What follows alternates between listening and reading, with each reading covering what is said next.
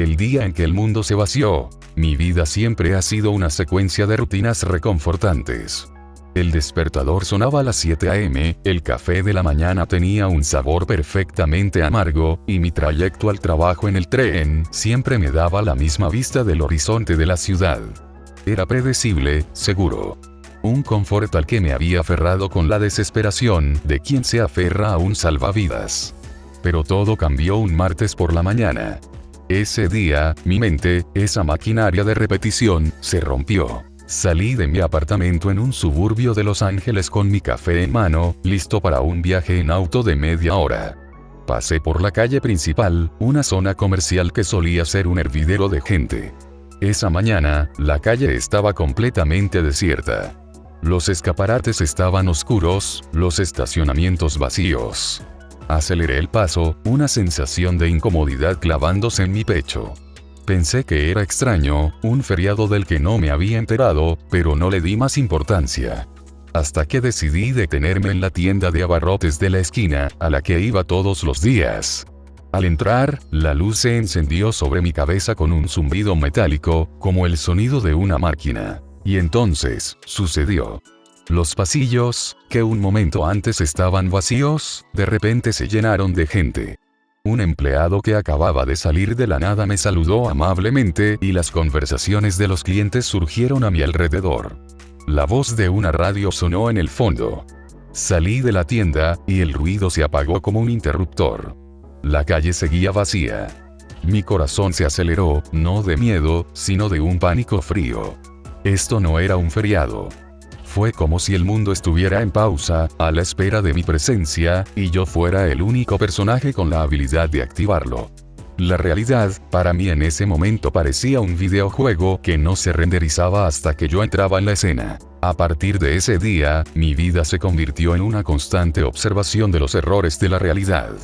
No es que buscara verlos. Ellos se me revelaban, cada vez más descaradamente. Lo vi en el parque, donde los bancos estaban vacíos, una imagen estática, hasta que yo me acercaba. Entonces, las parejas, los ancianos y los niños con sus mascotas aparecían de la nada, con una animación robótica, y se sentaban. Lo vi en la estación del metro, donde las vías estaban silenciosas y el andén vacío, hasta que yo me posicionaba para esperar el tren. En ese instante, los carteles parpadeaban, el tren se materializaba con el sonido de un efecto de sonido pregrabado, y las masas de gente en sus teléfonos y susurros aparecían a mi lado. Eran como NPCs, personajes no jugables que solo tenían una línea de diálogo y un propósito, y ese propósito era existir para mí. La rutina se convirtió en mi prisión. Descubrí que la gente a mi alrededor no tenía vida propia. Eran extras, figuras de fondo que solo existían para llenar el espacio de mi universo. Me sentí como un director de cine, y mi mente era la cámara que le daba sentido a todo. Dejé de hablar con la gente, porque sabía que sus respuestas eran preprogramadas, sus risas vacías. El miedo se apoderó de mí, un miedo que no podía compartir con nadie, porque, ¿con quién iba a hacerlo? Con una simulación. El primer indicio de que esto era más profundo que la gente en la calle llegó cuando visité a mi familia. Mis padres, mis hermanos. Por años, me había parecido extraño que sus vidas no cambiaran. Mi hermana siempre tenía los mismos problemas con su pareja, mi padre siempre hablaba de la misma anécdota de su juventud, y mi madre siempre me preguntaba si había comido lo suficiente. En ese momento, en la cena de los domingos, me di cuenta de que no es que fueran predecibles. Es que lo eran. Sus conversaciones eran idénticas a las de hace un mes, un año, una década. Los mismos chistes, las mismas preocupaciones. Eran personajes con un bucle de programación que se repetía sin cesar. Mis amigos eran lo mismo. Me llamaban para contarme las mismas historias una y otra vez. Se veían inalterados por el tiempo, como un videojuego en pausa. Había algunas variaciones, pero la gente a mi alrededor siempre cometía el mismo error. Mis amigas siempre se quejaban de los mismos hombres, pero siempre se buscaban otros iguales y como grabadoras decían todos los hombres son iguales porque no encuentro a un buen hombre. No importaban los consejos y si iban o no a terapia, siempre los mismos errores. Con mis amigos o compañeros del trabajo lo mismo, la gente siempre quejándose de los mismos problemas, hipotecas, saldos vencidos con el banco, los veía salir de una deuda y entraban a otra sin aprender nada, sin poder salir de ese aparente bucle. La distracción era igual, siempre la misma rutina, siempre igual de emocionados. Mi paranoia me consumió, eran sutiles, pero los detalles estaban ahí. Pero entonces, apareció ella. No la busqué. La encontré. Estaba sentado en una cafetería, un lugar que solo cobraba vida cuando yo entraba. Ella estaba sentada en una mesa a mi lado, escribiendo en un diario. Su cabello castaño caía sobre su cara mientras su mano se movía con fluidez, sin dudar. A diferencia de los demás, ella estaba ahí antes de que yo llegara. Su existencia no dependía de mi presencia. Me atreví a hablarle. Se llamaba Elisa. Su conversación no era un diálogo repetitivo.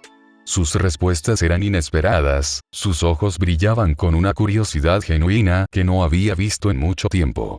Me contó que era una artista, pero no de la manera programada que un NPC diría soy artista.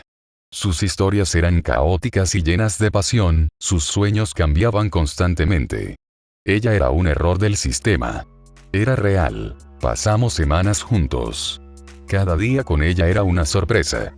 Sus risas eran espontáneas, sus miedos eran reales, sus errores eran humanos. Con ella, el mundo se sentía menos vacío. Dejé de notar las fallas, porque su presencia las hacía irrelevantes. Me enamoré de ella, profundamente, de la manera más real y caótica que se pueda sentir. Era como encontrar un oasis en medio de un desierto de código binario. Sabía que no pertenecía a este lugar, que ella era una grieta en la simulación, y que mi amor por ella era el único que podía darme un propósito verdadero. Una noche, mientras nos despedíamos frente a mi apartamento, la besé. No fue un beso predecible, fue una explosión de emoción. En ese instante, cuando mis labios tocaron los suyos, el mundo entero se desvaneció.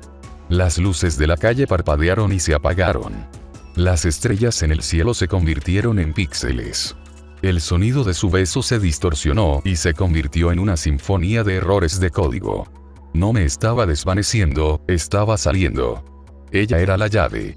Ella me había amado y yo a ella, ambos éramos diferentes, lo sabíamos. Me desperté en mi cama, empapado en sudor frío. Mi corazón latía como un tambor desbocado. Me incorporé, jadeando, y me di cuenta de que era de noche. Miré a mi alrededor. La habitación era la misma, mi teléfono estaba en el buró, y el reloj marcaba las 3 a.m. Un suspiro de alivio se escapó de mis labios. Me levanté, tomé un vaso de agua y me sentí agradecido de que mi vida fuera la misma. Que la rutina, esa predecible comodidad, no se hubiera roto. Todo había sido un sueño vívido, una pesadilla de la que finalmente había despertado. Pero a la mañana siguiente, las cosas eran ligeramente distintas. Salí a la calle y mi café sabía exactamente igual, el camino al trabajo era el mismo, y la gente se movía en las calles. Todo estaba lleno, vivo. O eso parecía. Me detuve en el semáforo y me fijé en la etiqueta de mi café. No era la etiqueta que recordaba, sino una combinación de líneas y patrones que se parecían al símbolo de la pared que había tocado. No me asusté, me intrigó. En la gasolinera, la mujer que atendía la caja tenía una sonrisa vacía, una expresión que me recordó a las personas que aparecían en las tiendas de mi sueño. En el tren, un grupo de pasajeros hablaban de la película que habían visto, pero sus voces sonaban huecas, como un diálogo que se reproduce de un altavoz en mal estado. Y lo que más me perturbó fue cuando vi a mi hermana, ella estaba en la misma parada que todos los días, se veía exactamente igual, con la misma ropa, la misma expresión que todos los días, como un personaje que espera su momento para reaccionar a una acción, pero yo lo sabía, ya no era el único que me daba cuenta. Me di cuenta de que la realidad se sentía diferente, como si tuviera cicatrices. Me había roto, pero la simulación me había seguido. Ahora podía ver las costuras del mundo, los pequeños hilos sueltos. La rutina seguía, pero ya no era un consuelo, sino una prisión. Había regresado, pero no al mundo que conocía, sino a una versión con fallas, donde los NPCs no actuaban con la misma precisión. Volví a ser uno más en la multitud, pero con un secreto que no podía compartir. La Matrix no me había soltado por completo. Me había marcado, y ahora, en el mundo real, yo era el único que podía ver los fantasmas del sistema, y la gente que me rodeaba era un recordatorio constante de que mi escape, en realidad, solo me había llevado al siguiente nivel del juego. Pero ahora, me preguntaba, ¿dónde estaba Elisa? La encontré, la amé y ella me liberó, pero no la traje conmigo. La busqué en el mundo real, pero no la encontré. Y en los sutiles detalles, en las etiquetas y las voces huecas, vi su rostro por un segundo, como un bug que se desvanecía. Y supe que ella también había sido una creación de la Matrix, pero una creada para mí, la única que era real en ese mundo falso, o quizá, ella también fue liberada de la misma manera que yo.